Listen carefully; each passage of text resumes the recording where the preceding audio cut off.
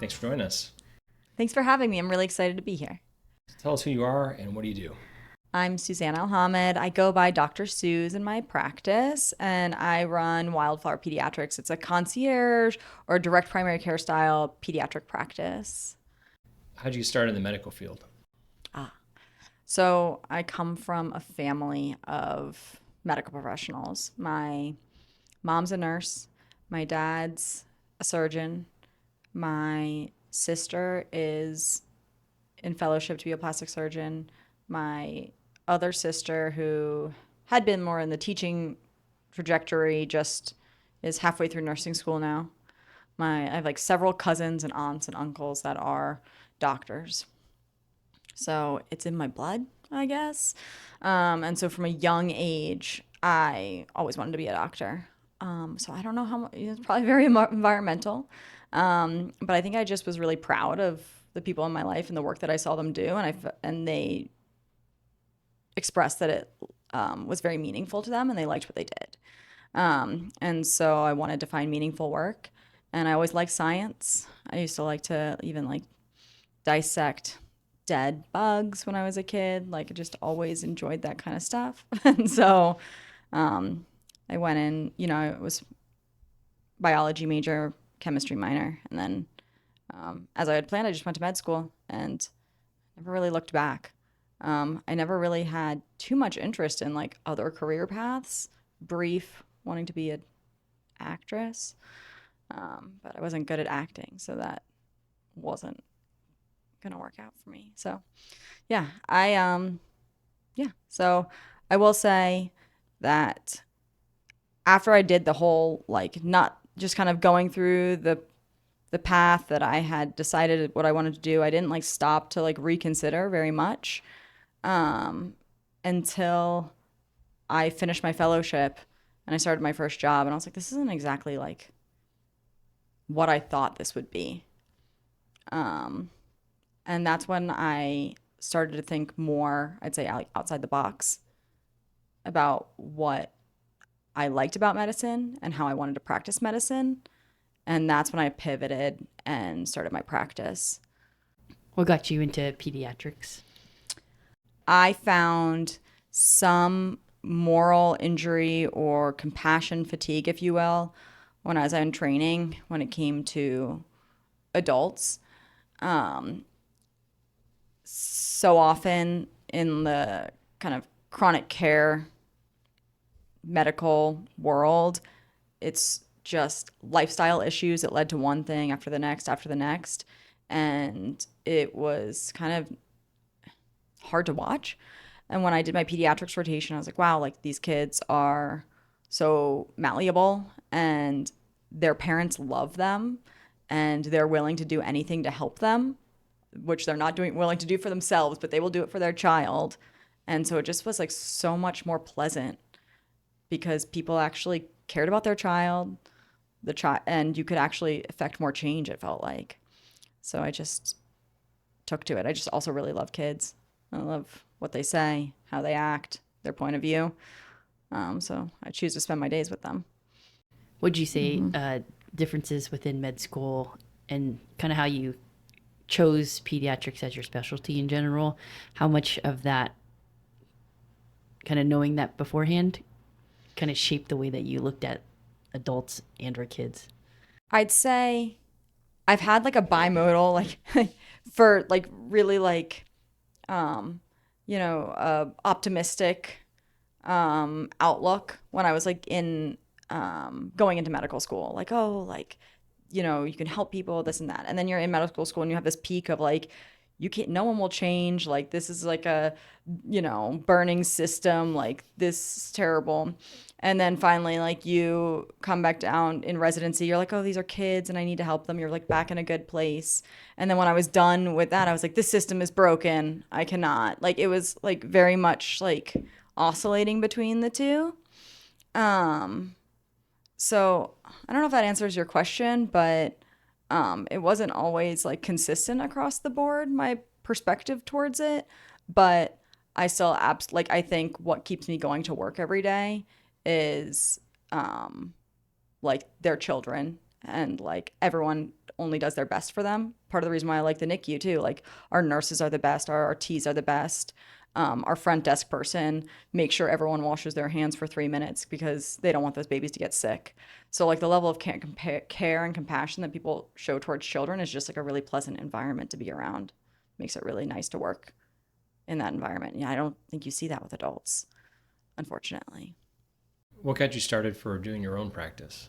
So when I moved to Vegas, I had just finished my fellowship in neonatology, and I took my first job as a full-time neonatologist, and I worked for 3 years full-time neonatology.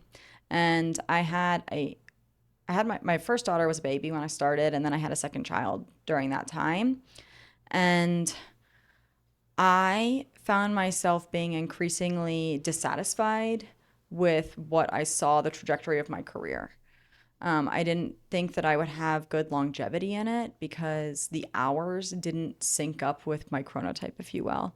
A lot of long hours, working overnight, like 24 to 36-hour shifts, and night shifts. And it didn't agree with my body. And I was like, I know I won't be able to do this for a long time. And so I obviously had put in a lot of effort and schooling and testing to get to where I was. And I wanted to find a way to make it work in that original, like going into medicine passion. Like I wasn't feeling it. And so I met, it's actually very serendipitous. I went to a dinner with a group of friends, and one of the ladies there, her husband was opening a concierge practice, and she told me about it. And I was like, oh, that's interesting. I went home and I told my husband, and I started researching online, and like it was like a snowball effect. Once I saw what the possibilities were and thought about doing it for kids and how I could do it, there came a point where I was like, I know I have to do this, that I think this is going to like save the passion that I want in my career. I just need to get the guts to do it. And so then there was just like a period of like, I can do this. No, I can't. I can do this. No, I can't. And then like my husband was like, yes, you can. And I was like, I'm going to quit my job today. And he was like, yup. And I was like, in my head, I was like, no, I'm not. And I just kept saying it out loud. And then like, I like came out of my mouth. And then I was like, okay, guess I'm doing this. And then you're just like doing it. And you're like, okay, I'm doing it. And there I was. So for context, what would a traditional practice look like if you're like looking at how many people you would generally be responsible for, and then like what does it look like for like your practice? So a traditional practice has like a pediatrician will carry like 2,000 to 2,500 patients, maybe even more here in the state of Nevada, because our pediatrician to child ratio is one of the worst in the country, meaning like there's many more children than there are pediatricians. And in my practice, it's going to be 1 to 100. So I'm almost at my full point. And maybe then I'll do things to help make myself be able to stretch from there. But for me, it's going to be more of a feeling like, can I still provide the excellent care that I want to provide to my families without feeling overstretched? And so I think that sweet spot will probably be between 100 and 120. And what's the level of care look like since you created this and you Yeah. talked about how the system's like 1 to 2,500? So what difference are you going to get with a 1 to 100 ratio? Yeah. So everything. Like in most of my families, I've been in their house. I know where they've been on vacation. When they text me, I already know they're out of town. They have direct access to me. So they call me, text me, email me directly. When they come to my office, every patient gets an hour-long visit, if that's what they need, and it's not rushed. Many problems I can follow up closely afterwards, like with a video visit, where I'll check in and say, how is executing that plan? Oh, it's not working. Let's try this instead. So without them having to take more time off of their work schedule or come back to my office, we can continue to get problems solved in a timely manner. I have like down to the nitty gritty of someone who's been carrying like a penicillin allergy since they were 2. And I'm like, it doesn't sound like your kid actually has a penicillin allergy. Let's undo that. Let's at least do an allergy test. Okay, great. Now we can use that antibiotic again. Whereas I think in a typical system, people don't have time to really get back to the basics and make sure they're solving all the problems that there are for that family that may even present in the future, preventing them from becoming problems in the future. Sorry, that was really like talked around. I feel like I could have done a better job there. No, that's good. You're good. Yeah, that was good. Okay. So the difference of the care, it seems like a big part of that too is just when you get something that's more specific or precise for that individual, you can give them more of what they need. It's not so much about putting band-aids on anymore. It's more so like you can directly give them what they want, waste less time, waste less money. Absolutely. Getting to the root of the problem. And also, like, many things, when you know how a family functions, you know if a solution will work for them or not. And so for everybody, for the most minuscule things to bigger things, solutions are not one size fits all, especially when it comes to children's health. And it's oftentimes in the context of what those families' beliefs are, what their priorities are, what their strengths and weaknesses are, what their mental capacity is, what their work schedule is. All of that goes into play. And when I make plans or have suggestions for families, I take into consideration all of those things because I can. And I think that opens up a whole door of honesty that otherwise I wouldn't, in a typical practice, you wouldn't even get there. People would just say, okay, well, my 10 minutes is up. That's what I was told to do. And then we leave, and either we don't have a solution, or we're going to go look on Google, or going to text my friend who is an adult doctor, but maybe they know something about this. Whereas like my families, they come back to me for solutions instead of looking elsewhere, because they know that I can help guide them in a way that's consistent with their family's needs. You find when you start with that type of client, or when you start with a client who's new, are they almost like you have to unprogram a little bit of what the normal medical system has put into them? And you're like, hey, you can actually ask me real questions and we can talk about like, future things and preventing things maybe. Absolutely. Yeah, absolutely. Without a doubt. Like, I think actually like a good amount of my patients, I feel like they come with like medical trauma and medical mistrust, a system that's failed them, and they're skeptical. Some people in my practice, like, they've never taken their child to a doctor before. Maybe their child was even born at home and they've never sought medical care. And so some of them, they're scared when they come, or they have some sort of chronic condition where their child has been through a lot and they have a lot of trauma around that. And they come in kind of wound tight or on guard, and it absolutely takes time to undo it. And it's actually, I think, a phenomenon that other concierge or direct doctors talk about. And it's like in that first 6 months after someone joins the practice, it's almost a period of like testing and like seeing, oh, are you there for me? Oh, do you have my best interests? And then after 6 months or so, it like falls into a rhythm where things get easier for everybody, because they kind of know that you're there, know that you trust your medical advice, and it's awesome.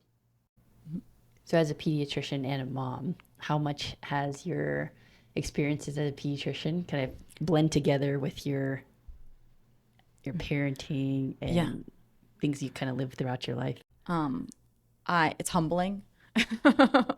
Humbling would be a word to describe it. And it's funny because when I was in residency, I had no children yet. I was single, and parents would come in and they'd be like, oh, my kid has this much screen time. And I'm like, the AAP says no more than 1 hour screen time. And then, now that I have my own child, I'm like, okay, like, let's not say that to anybody unless you want to get cut, So, I think it's made me much less judgmental, more empathetic, and it's made me realize there's a million ways to skin a cat. So when it comes to parenting, especially, yeah. So you see that too from like different age groups, right? If you were to I can just think about all the developmental things that happen from age 0 to 18, right? So even prenatally, yeah. Yeah, and that too. So talking through that, like that's different stages in kids' lives, and then also parents might be going through different things. How do you navigate age groups, and like what do you see like from a trend standpoint, like, you know, from 0 to 2, or, you know, what are things that you kind of like think about from a framework? Okay. And, like, if you're like teaching, like, Yeah. what does a lifespan look like? Because I don't think everybody also has a psychology Yes. background, or, you know, learn from those things. So how Yeah. do you kind of like frame that? Okay. Yeah. So, I mean, I'd say when it comes to development, one of the first important touch points is mom's mental health. So when a mom gives birth, and whether there's trauma around that birth, the child has medical conditions, or everything went fine, but there's postpartum depression or an anxiety, that needs to be addressed, because that's the first thing. And it's not just a saying or a nicety to say like mom's like happy mom, happy baby. So ensuring that mom is taken care of, and that if she does have postpartum anxiety or depression or insomnia or whatever it may be, that it's addressed. And I think a lot of the just like checklist screens that we do don't uncover that issue.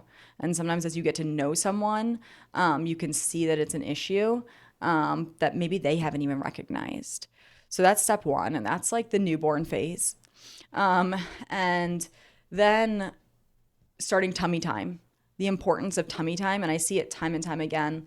Babies doing tummy time from, it's never too early. And that's just like different variations of it, like just resting on mom's chest in a laid back position to being propped up, whatever makes it happy and positive, but starting early, because getting good neck strength leads to being able to crawl, explore their environment, which then allows them to interact with the world faster and happier, and leads to other developmental milestones progressing on time. So tummy time is like my main focus.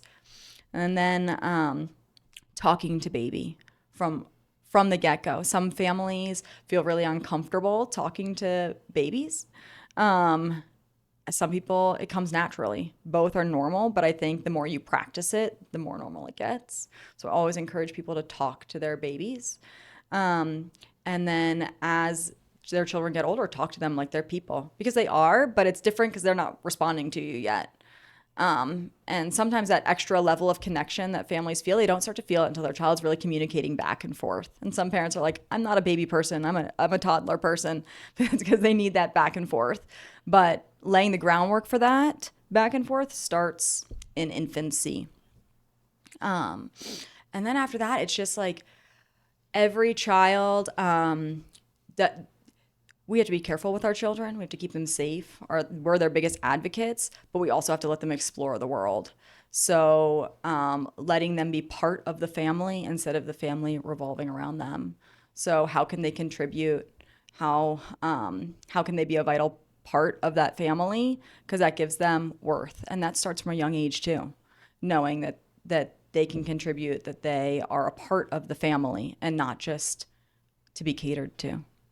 I feel like too, like babies can understand things a lot earlier than people probably let on, because when you think of learning a foreign language yourself, like you can understand what people are speaking a lot better than you can actually create those words on your own and articulate it. Very good point. Yeah. And like along that same notion, people always oftentimes feel everyone's amazed by their own children. Best believe I am amazed by my children. They are amazing. But people will be like, she is so smart. He is the smartest. You know, he understands this and he can do that. And I'm like, yeah, he's smart. He's great. But like also like that's what, yeah, they can do stuff. They know stuff. They talk. They think. They have valid thoughts, feelings. Sometimes they're smarter than us because they're not all messed up yet, if you will, you know? So, yeah, kids have a lot to contribute and we should probably listen to them more. It's pretty wild because we've a younger kid and we can say things like, go get your book, and he'll go do it. But he doesn't, you know, he can't read it to you or any other things. But it's surprising to watch that. So to me, it'd be strange if someone were to not talk to their kids at a younger age, because you have to probably lay that foundational groundwork of vocabulary so they can start understanding those things. Very much so. Very much so. And that reading books is super important. It's a very easy way that you can structure time. So having reading time every night. And so it builds in that talking to your child, which may not come naturally to some people. And it also exposes them to a wider vocabulary because it's outside of what your typical vocabulary is. It's new words, new ways of saying things. So it's a great way to expand your child's language. And then what about the older kids? Like, what are you thinking, like maybe like school age to like teenagers things? What are like some common things that you see and or like kind of chat about often with your families? Yeah, absolutely. So, people oftentimes talk about the terrible twos, but I'm a little bit more afraid of the threenager, which comes like at the latter half of the 2-year-old. And that's like the fierce independence that comes where they have to get themselves into the car seat. They have to buckle their own car seat. They have to do all of these things themselves, and it makes everything take forever. Like, I don't understand how people are like early to preschool. Like, I've always been very late. My kid's always the last kid there because like I can't get them to get into the car. They cannot buckle the car seat, but they want to do it themselves. I'm like, I don't know what to do here. Trying to let you do this, but we have to go. And so maybe I have too much tolerance for that. But like the threenager, the fiercely independent threenager who's just trying to learn to do things themselves. You have to give them space to do it within reason. And then as kids, entering school, talking about like bullying. You don't want your kid to be bullied, but you also don't want them to be the bully. I don't know which one's worse. And so talking about it both ways. And then a little bit more of a sensitive topic, but like talking about appropriate touch as they go out into the world, how to stand up for themselves, how to say no, who to tell, who to talk to if they're having any concerns, and opening up that line of communication. I think a lot of families are surprised by how early you have to do that, but as we just discussed, like our kids know things, they hear things, they understand things, and they're living a whole life away from us at that point. There's probably spending more awake time away from us than with us once they're in school. And then, once kids, especially this day and age, like talking about social media and screen time, like one of the biggest shocks of my life, I'm grappling with how to approach this in my own personal life, but I was on a morning run and I ran past the high school bus stop and not a single child was talking to each other because they were all on their phones. And what they're doing on their phones is a big part of the mental health crisis that we're having in our nation. Anxiety, depression, whether it be bullying, living for your external appearances, or, projections of yourself. And like kids don't have the capacity to deal with that yet. We hardly do. As adults, and teenagers certainly don't. So I think that we as a nation need to like band together as like the parents and like talk to your friend groups and be like, no one's giving our kids a phone. No one's doing social media. Like working together amongst your kids' friends to like protect them from that to some degree. And then get back to the basics of like letting your kids play, letting them go for a bike ride, making a friend in the neighborhood, let them go to their house by themselves, letting them exercise their independence. There's a lot, I think, to unpack there. One, because there's so many, I think, psychological things that are involved. It sounds like when you describe it, right? Because everybody goes through developmental stages, but that also is like psychologically has very different needs and thoughts between those things, right? Like a developing toddler's brain is different than a 10-year-old, learning how to navigate, I don't know, how to do multiplication, if that's right. No, that's a little later. That's a little later, but yeah, but something like that. I think that's really interesting because you have to take into so many things when you're seeing a kid, right? Because those are all things that are external factors. Yeah, and all of that in the lens of their cultural background, because every family is different, right? So every child has different exposures and different expectations within that family. So if someone comes to visit, I feel like there's like so much to unpack in your like an an hour of someone's snippet of time, right? Because it's like if you don't, depending on how often they see you, right? It's like 1 hour to get a glimpse into their life in a sense, right? And I think if you think about the traditional model, it's like yearly, right? Yeah. You get to for see the kid. 15 minutes. Yeah. Yeah. So then how do you get reminders in a sense? Like, so, because globally, right? I think individually, we as a practitioner, you have touch points to be able to have influence on how people interact with the world and how what they learn. They can learn it from you, right? They can learn it from social media. There's like a lot of different ways that somebody can get information. And what you just basically mentioned about social media is like also like it should be a PSA on like a billboard that says stop looking at your phone. Yeah.